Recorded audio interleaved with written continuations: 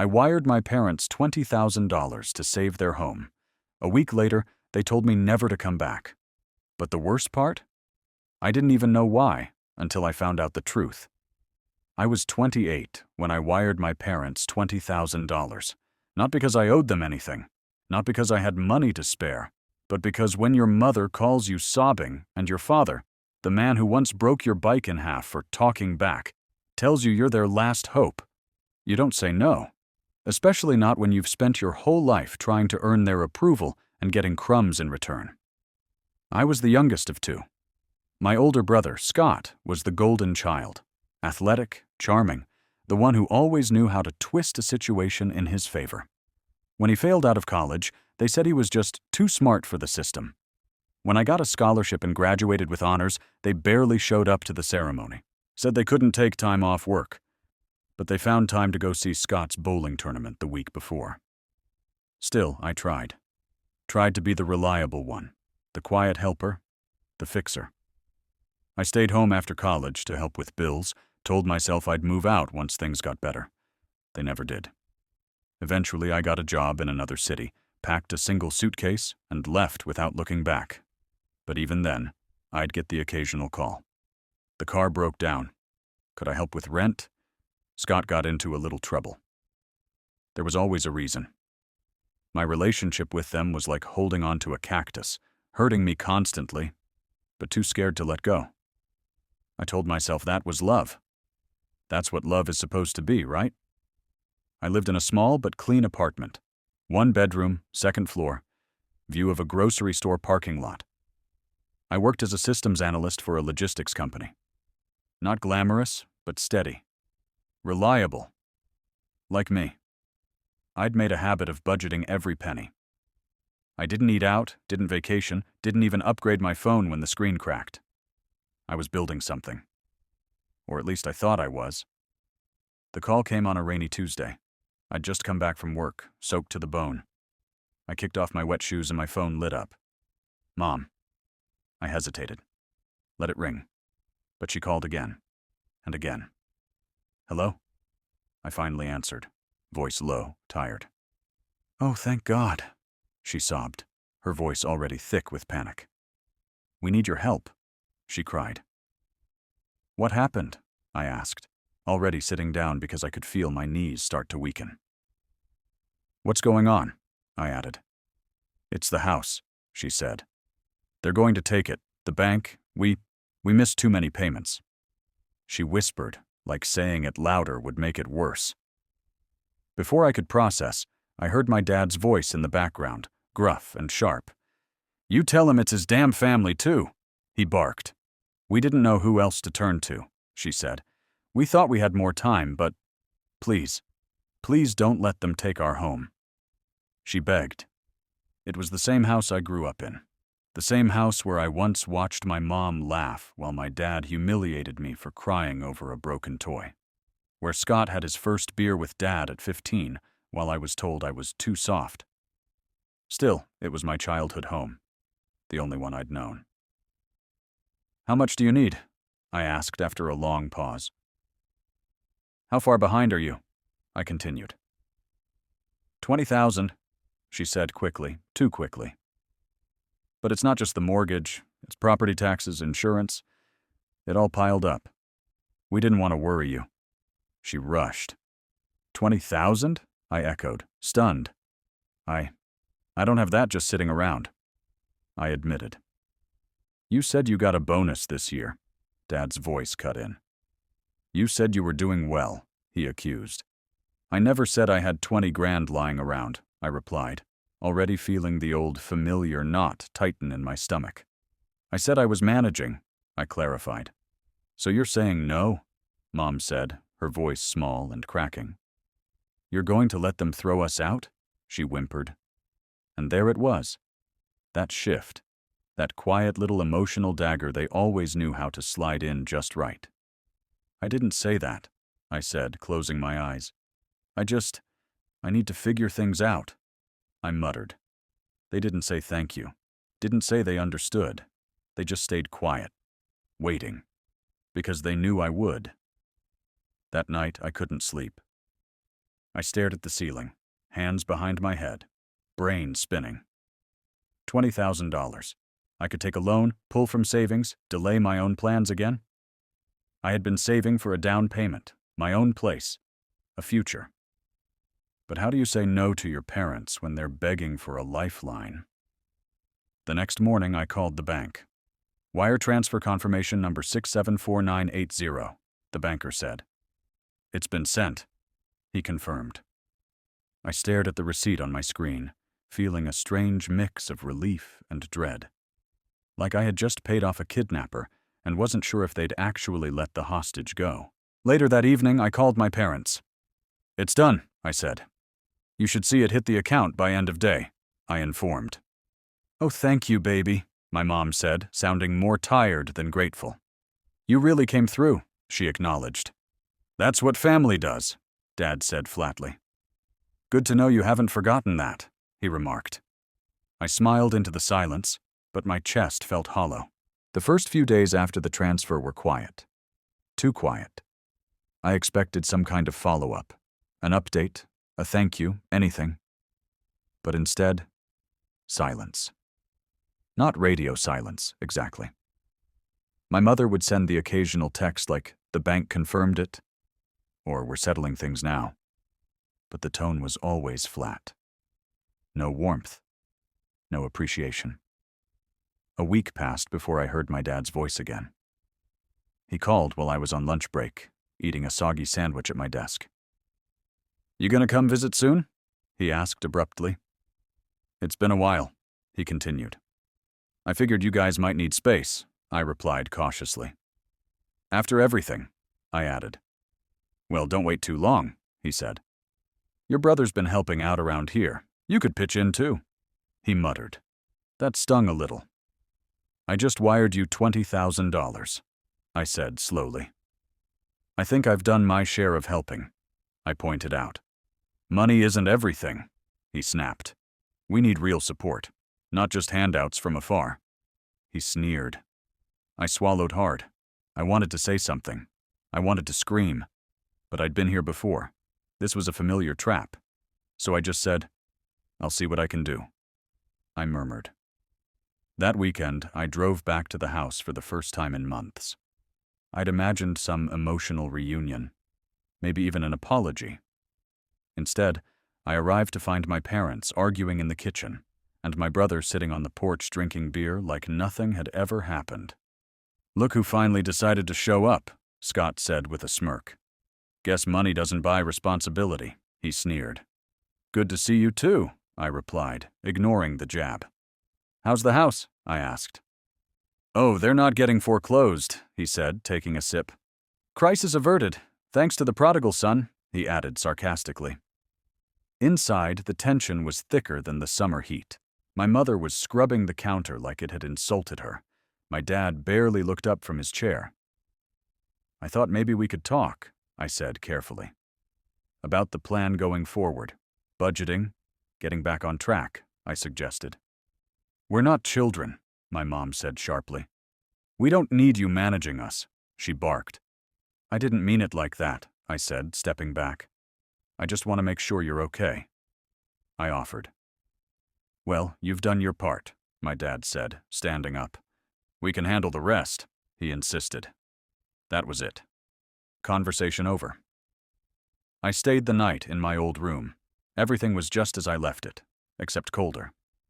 The posters were faded, the sheets stiff, the air heavy. I lay awake, staring at the ceiling, wondering what the hell I was doing here. Why I kept coming back. Why I still hoped things would change. In the morning, I woke up early and went to make coffee. My mom was already in the kitchen. She didn't say good morning. You know, we wouldn't have been in this mess if your father hadn't trusted the wrong people, she said, not looking at me. But it's not like you ever warned him either, she added. I didn't even know what was going on until last week, I said defensively.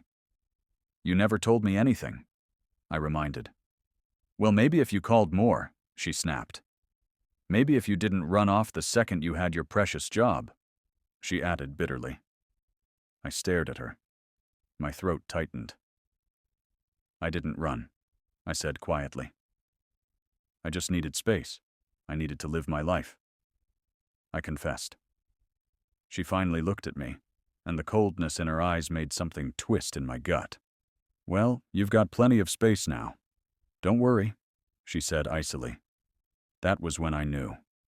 The money had fixed the bills, but it hadn't fixed anything else. If anything, it had just confirmed what they already believed. That I owed them.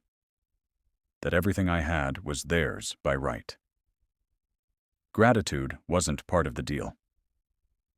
Later that day, as I packed to leave, my father approached me in the driveway. You know, he said, arms crossed. You don't have to keep coming around if you don't want to, he muttered. What's that supposed to mean? I asked slowly. It means we can take care of ourselves, he said. We don't need you hovering like some watchdog. He continued. I wasn't hovering, I replied. I was helping, because you asked. I reminded. Well, we've managed this long without you, he said. Maybe it's better that way. He finished. I stared at him, waited for the punchline, the follow-up. But there was nothing. So I nodded, got in my car, and drove away without looking back. I didn't go back for a few weeks after that. I needed space, and for once I actually gave myself permission to take it. But space wasn't silence. My phone still lit up with texts, mostly from my mom. Short, clipped messages. We need to talk. Call me when you can. Don't ignore your family. None of them asked how I was doing. Eventually, I gave in and made the drive. When I got there, I found my brother's car in the driveway and a brand new grill sitting in the backyard.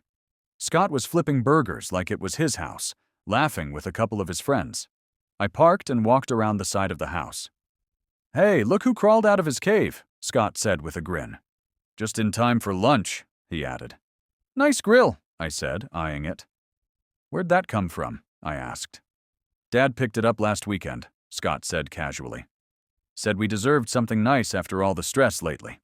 He explained. I felt something catch in my throat. That grill had to cost over $1,000. But just a few weeks ago, they were on the verge of losing their home. Inside, the house looked different. The living room walls had been painted, new curtains hung by the windows, a new rug. None of it extravagant, but noticeable. My stomach turned. Where'd all this come from? I asked slowly. We just thought it was time for a change, my mom said, walking in with a glass of wine. After everything, we needed a fresh start, she said lightly. Right, I murmured. Don't act like it's a big deal, my dad said from his recliner. It's not like we're buying sports cars. He scoffed. I'm just surprised, I said. I thought things were tight, I reminded. Well, they were, my mom said. But thanks to your help, we got some breathing room, she admitted. Breathing room. That's what they called it. I stayed for dinner. It was tense. Scott made jokes at my expense, like always. Mom asked why I still hadn't found a nice girl. Dad complained about politics. It felt like being 17 again, trapped, invisible, and one wrong word away from setting off a storm. When I finally stood up to leave, Mom walked me to the door. You've been moody lately, she said, adjusting the collar of my jacket. You used to be so sweet, she added. I'm still sweet, I said. Just tired, I said flatly. Of us? She asked, narrowing her eyes. Of everything, I said, stepping back. Of feeling like no matter what I do, it's never enough. I confessed. She gave a small, cold smile. Maybe that's something you should work on, she said. Not everything is about you. She finished. I drove home in silence, hands clenched around the wheel. The next week I didn't call. I didn't visit. I tried to live my own life. I focused on work, tried to reconnect with old friends, even went on a date. But the weight never lifted. Then one night, I got a call from a number I didn't recognize. I let it go to voicemail. It was my Uncle Tom, my dad's younger brother. We hadn't talked in years. "Hey," his voice said, low and hesitant. "I don't know what's going on over there, but your dad told everyone you ran off with their savings, that you took money from them and left. I know that doesn't sound like you. Just thought you should know," he said. My blood went cold. I called him back immediately. "What did he say exactly?" I asked. "That you pressured them into letting you manage their finances, took control of the house account, and then disappeared," he replied. "He said they haven't heard from you in weeks," he explained. I was stunned, speechless. "Tom, I gave them $20,000 of my own money to save that house," I said. "They begged me for it," I stated. "I figured something didn't add up," he said. "But your dad's been telling everyone at church and the family group chat. It's out there," he warned. I hung up and just sat on the edge of my bed, staring at the wall. I didn't cry. I didn't scream. I just sat there. Number $20,000, and now they were rewriting the story to make me the villain. I drove over the next morning, no warning.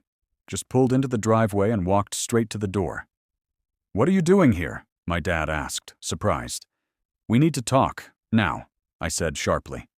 Scott stood up from the couch, already bracing for drama.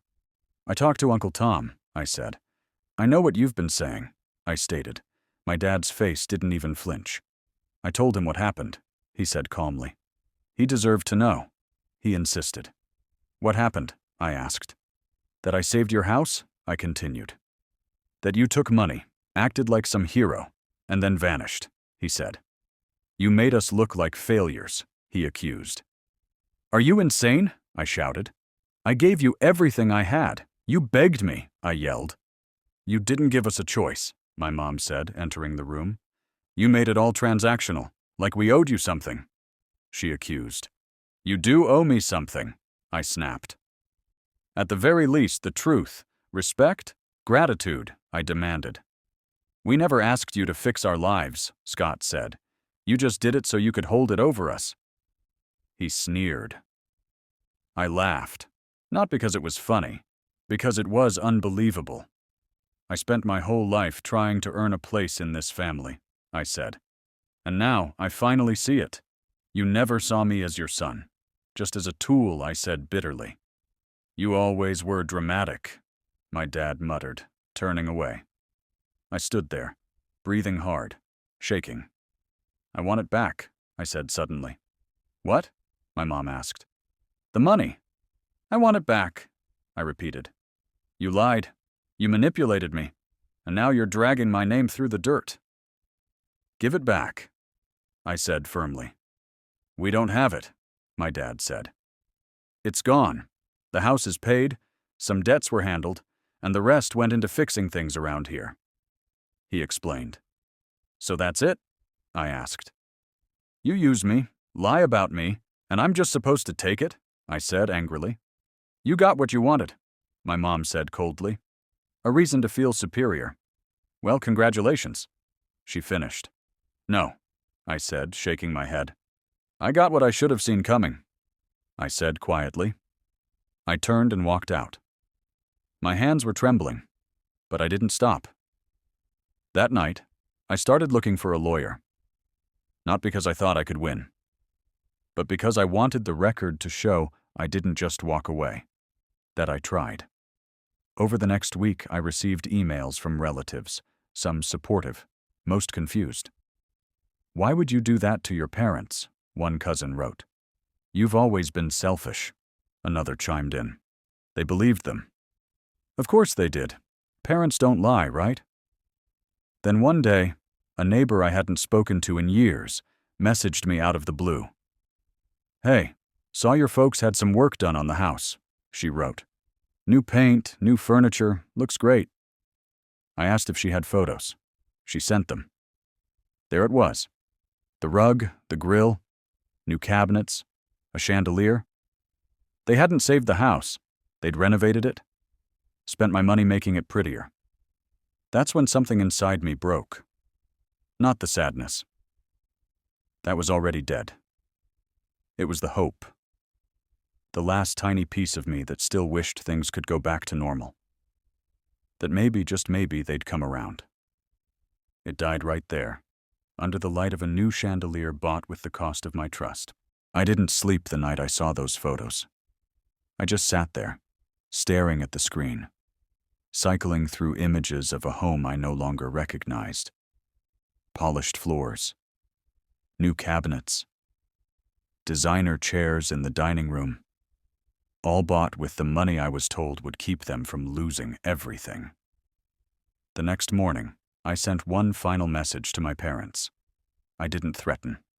I didn't beg. I know where the money went. You lied. Don't contact me again. I wrote. They didn't respond. But later that night, I got a voicemail from my mom. Her voice sounded like she'd been crying. You misunderstood, she said softly. It wasn't like that. We had to make the house livable. You wouldn't understand. You don't have a family of your own, she said. I deleted the message. A week passed, then another. I didn't hear from them again. But the silence didn't bring peace. It brought questions. What was it all for? Why had I tried so hard for people who never once met me halfway? One evening, I sat alone in my apartment and finally said it out loud. They never loved me, I whispered to the empty room. Not really, I admitted. And once I said it, it stuck. The next day I mailed a letter, not an email. A real, physical letter. I didn't want them to ignore it or pretend it got lost in a junk folder.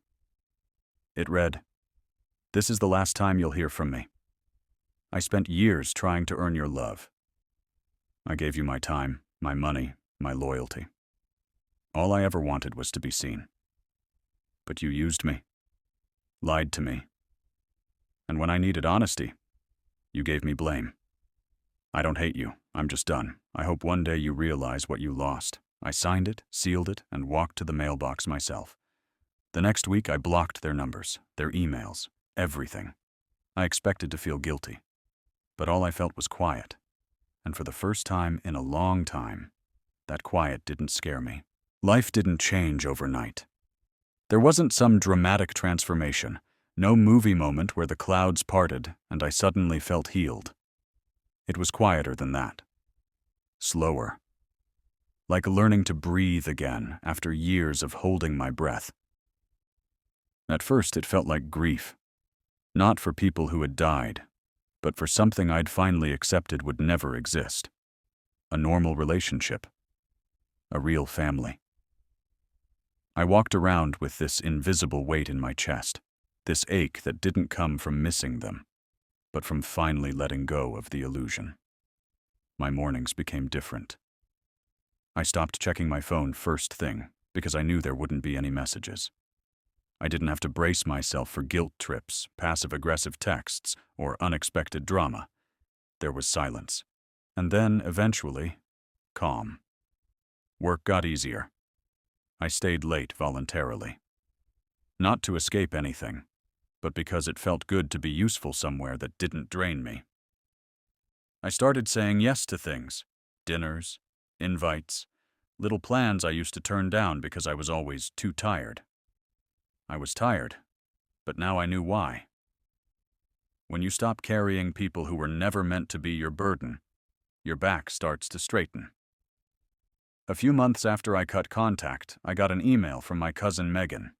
We'd been close once, before everything. She asked if I was okay, said she'd heard rumors and didn't know what to believe. "I heard you stole money from them," she wrote. "But honestly, I don't buy it. That's not you." I replied with a few simple lines. I gave them $20,000. They spent it on renovations. Then they told people I abandoned them. That's the truth. I'm not angry. Just done. She didn't write back. And that was fine. I learned not everyone deserves an explanation. Some people want the lie more than they want the truth. Because the lie is easier. The truth asks you to see things you're not ready to look at.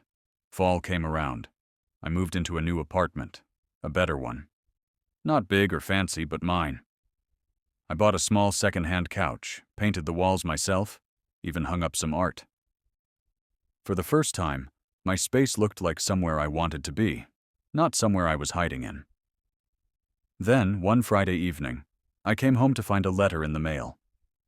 Handwritten. No return address. But I knew the handwriting. I opened it. "We know you're angry, but this is still your family. One day when we're gone, you'll regret this. Don't wait until it's too late." No apology. No reflection. Just another attempt to twist the knife.